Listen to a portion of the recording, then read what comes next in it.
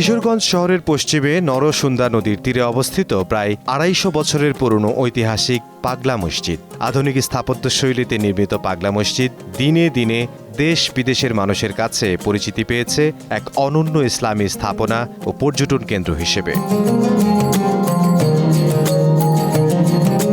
শুধু ইসলাম ধর্মাবলম্বীরাই নয়, সারা দেশের বিভিন্ন ধর্মের কাছে এই মসজিদটি পবিত্র ধর্মীয় স্থান হিসেবে পরিচিত। পাগলা মসজিদে দান করলে মনের বাসনা পূরণ হয়, এমন বিশ্বাসে এখানে প্রতিদিন ভিড় করেন হাজার হাজার মানুষ। বিশেষ করে প্রতি শুক্রবার মসজিদকে ঘিরে লাখো মানুষের ঢল নামে। জুমার নামাজে মসজিদের সীমানা পেরিয়ে সামনের দুই পাশের সড়কে নামাজ পড়েন হাজার হাজার মুসল্লি।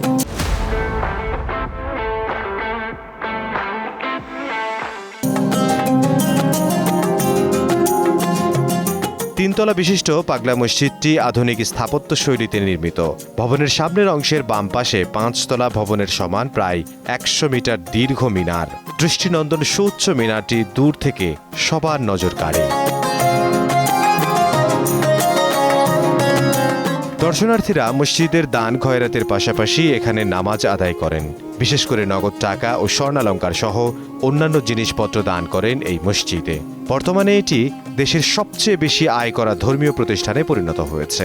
নগদ টাকা পয়সা, স্বর্ণ ও রূপার অলঙ্কারের পাশাপাশি গরু, ছাগল, হাঁস, মুরগি দান করেন এই মসজিদে। প্রতি ৪ মাস পর পর মসজিদের দান বাক্স খোলা হয়। প্রতিবার দান বাক্স খোলার পর কোটি কোটি টাকা পাওয়া যায়। এছাড়াও পাওয়া যায় dollar, euro, Saudi riyal, yen, dinar. পাওয়া যায় স্বর্ণালঙ্কারও। পাগলা মসজিদ নির্মাণের সঠিক ইতিহাস কারো জানা নেই, তবে ধারণা করা হয় এটি সপ্তদশ শতাব্দীতে নির্মিত। জনশ্রুতি আছে, একসময়ের প্রমত্তা নরসুন্দা নদীতে মাদুরে ভেসে এসে এক আধ্যাত্মিক পাগল সাধক হারোয়া এলাকায় নদীর মাঝখানে আস্তানা গাড়েন। পরে সেখানে মসজিদ গড়ে ওঠে।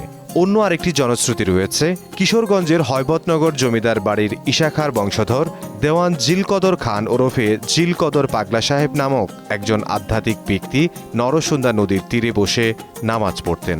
পরবর্তীতে এই স্থানটিতে মসজিদ নির্মিত হয়। জিলকদর পাগলার নাম অনুসারে মসজিদটি পাগলা মসজিদ হিসেবে পরিচিতি পায়।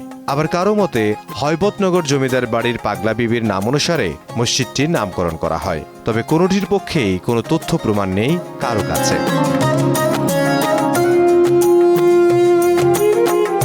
মাত্র ১০ শতাংশ জমির ওপর মসজিদ প্রতিষ্ঠা হলেও বর্তমানে ৩ একর ৮৮ শতাংশ জমি নিয়ে দাঁড়িয়ে আছে পাগলা মসজিদ ও ইসলামী কমপ্লেক্স।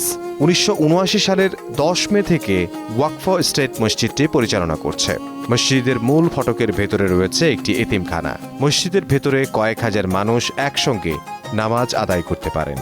নারীদের জন্য রয়েছে আলাদা নামাজের ব্যবস্থা। প্রতিদিন মসজিদটি দেখতে ও ইবাদত বন্দেগী করতে সারা দেশ থেকে ছুটে আসেন অসংখ্য পর্যটক।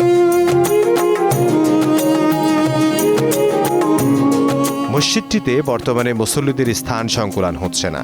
দানের টাকায় এখানে ৬ তলা বিশিষ্ট একটি আন্তর্জাতিক মানসম্পন্ন মসজিদ ও ইসলামিক কমপ্লেক্স নির্মাণের উদ্যোগ নেওয়া হয়েছে। এতে ব্যয় হবে ১২০ থেকে ১২৫ কোটি টাকা। জেলা প্রশাসকের নেতৃত্বে স্থানীয় বিশিষ্ট ব্যক্তিদের সমন্বয়ে ৩১ সদস্য বিশিষ্ট একটি পরিচালনা কমিটি মসজিদটি পরিচালনা করছে।